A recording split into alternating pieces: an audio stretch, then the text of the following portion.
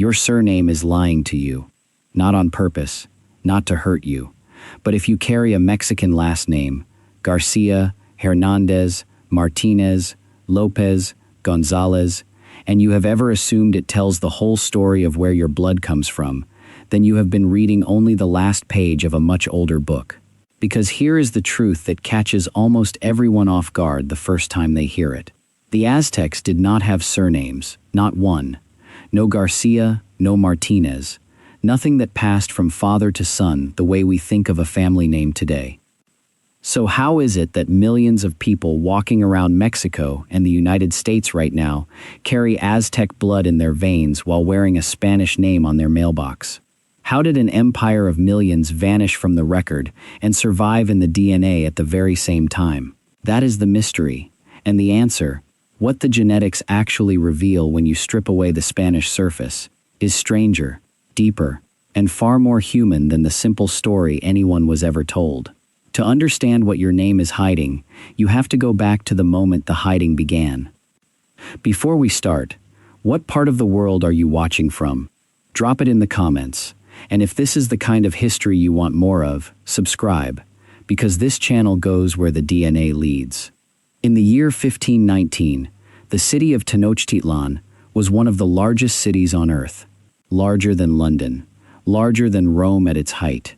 It sat on an island in the middle of a lake, connected to the mainland by great causeways, fed by floating gardens, ruled by an emperor named Moctezuma, the man history would mispronounce for 500 years as Montezuma.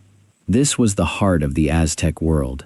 And the people who lived in it, the Mexica, had a naming system that looked nothing like ours. A Nahua person was not born with a family name. Instead, a child might be named for the day they were born on the sacred calendar, or for a natural sign in the sky, a comet, a star that smokes, or for an animal that carried meaning, Cuautli, the eagle, Balam, the jaguar, or for a flower, Xochitl, especially for noble girls. Names of gods, names of birds believed to carry the spirits of fallen warriors, long compound names glued together in Nahuatl that could stretch across an entire breath. A name was not a label handed down a bloodline. It was a description, a blessing, a piece of cosmology worn by one single person and no one else.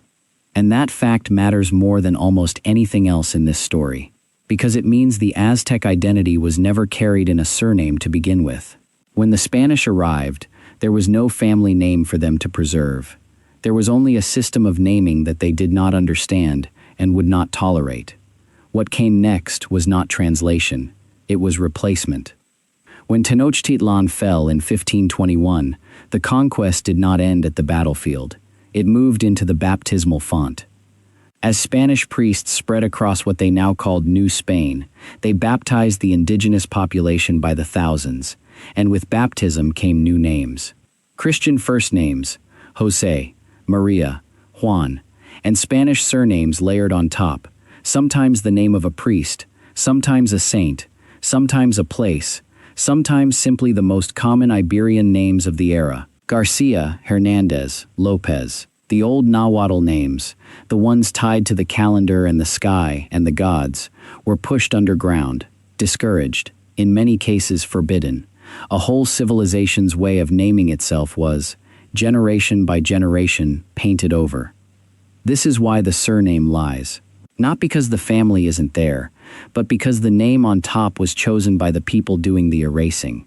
A man whose grandfather had been Nahua nobility in Tenochtitlan could within 2 generations be recorded in a church ledger as simply Juan Garcia.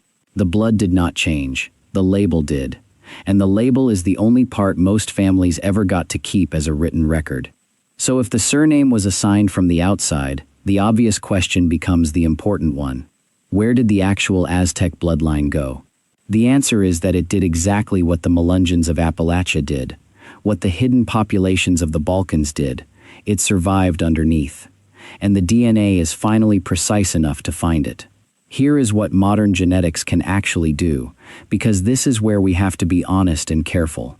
A consumer DNA test will not print the word Aztec on your results. It cannot. What it can do is detect indigenous American ancestry, and in central Mexico, that indigenous signal overwhelmingly traces to the Nahua and neighboring peoples who built and populated the Aztec world. Studies of the modern Mexican population consistently find that a large share of people carry meaningful indigenous ancestry, blended with European and, in many families, African and other lines. This is the reality the single Spanish surname was never able to show. Your Martinez may be Basque on paper and Mexica in the blood. Both things can be true. In most Mexican families, both things are true. And that blended reality has a name of its own: mestizaje, the fusion, over 5 centuries, of indigenous, Spanish, African, and more, poured into a single people. The surname records only one thread of that weave, usually the European one, because that was the thread the colonial record was built to track. The DNA records all of them. And when you read the DNA instead of the ledger, the Aztec ancestry that the paperwork erased comes back into view. So let's talk about the names that actually carry the signal, because they fall into layers, and each layer tells a different part of the story. The first layer is the survivors. These are the true Nahuatl surnames that made it through the renaming machine intact, still spoken today in the regions where Nahuatl was once the language of empire. Xochitl, flower; Cuauhtémoc, descending eagle, the name of the very last Aztec emperor who resisted Cortés to the end. Names ending in specific Nahuatl forms that mark a person as being from an ancient place. If you carry a name like this, you are not carrying a Spanish assignment at all. You are carrying a living relic, a word that traveled unbroken from before the conquest to your own driver's license. These are the rarest and the most direct. Tradition holds that to bear one is to hold a thread that was never cut. The second layer is the noble line, and this one is documented in a way almost nothing else about indigenous ancestry is. When Tenochtitlan fell, the Emperor Moctezuma had many children, and in an extraordinary twist of history, several of them survived, and the Spanish crown formally recognized them as royalty. His daughter, baptized Isabel Moctezuma, married Spanish nobles, and had a large surviving family. His son, Don Pedro, spent his life in Spanish courts, fighting to prove his birthright, and won a coat of arms, an estate, and a recognized noble line. Records suggest his descendants carried the Moctezuma name into the Spanish aristocracy, where a Duke of Moctezuma title reportedly exists to this day, and back into Mexican families who can trace the connection. This is the one Aztec bloodline that history wrote down instead of erasing. If your family carries the name Moctezuma, or Cortés Moctezuma, or traces to the old families of Tula, the documents themselves may hold what the DNA confirms. The third layer is the hidden majority, and this is where most people actually live.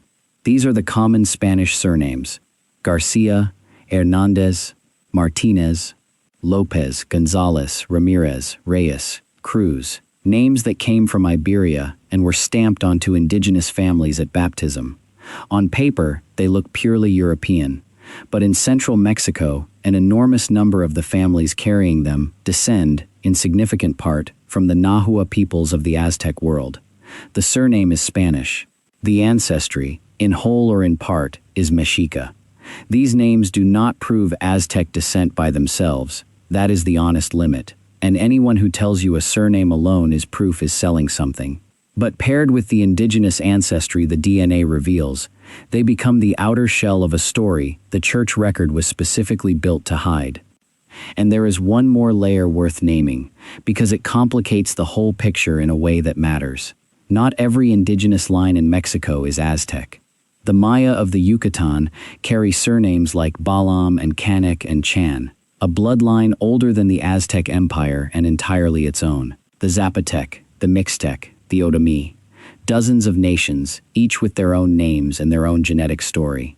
So when the DNA shows indigenous ancestry, the deeper question is which indigenous world, and for families of central Mexico, the Valley of Mexico, Puebla, Tlaxcala, the answer points again and again toward the Nahua heartland of the Aztecs. Geography is part of the reading. Where your family was rooted narrows which ancient people the blood came from. Now put the layers together and look at what the picture actually says. because it is not the simple thing the title promised. It is better. The Aztec bloodline did not survive in a name. It survived in spite of the name. The conquest was thorough.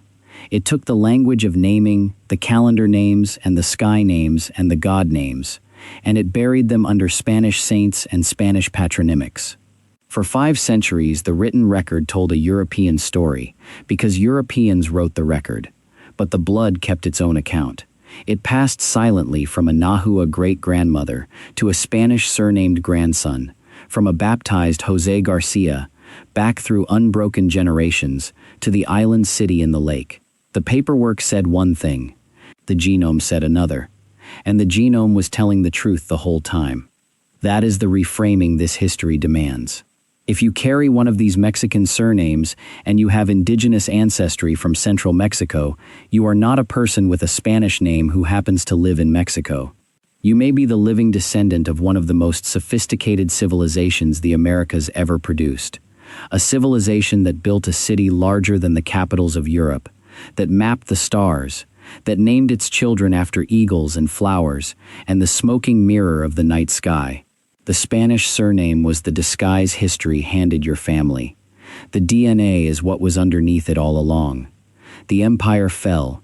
The city was drowned under what is now Mexico City. The codices were burned. The names were taken. And still, 500 years later, the people are here. In Puebla and Guadalajara, in Los Angeles and Houston and Chicago, in the more than 38 million Mexican Americans who carry these surnames across the United States, most of them wearing a Spanish name over an indigenous inheritance and never told the difference. DNA does not give you a simpler story. It gives you a truer one. And the truth is that the Aztec world was never really conquered out of existence. It was renamed. It went quiet. It waited in the blood for the science to arrive and read what the church ledgers tried to erase. Your surname was the last page of the book. The DNA is the first. If this gave you something, a like genuinely helps this channel reach more people searching for the history buried in their own name. Subscribe for more of these. And tell me below, what is your surname and where were your people rooted? Let's see how many of these bloodlines are watching right now. Drop it in the comments and don't forget to subscribe.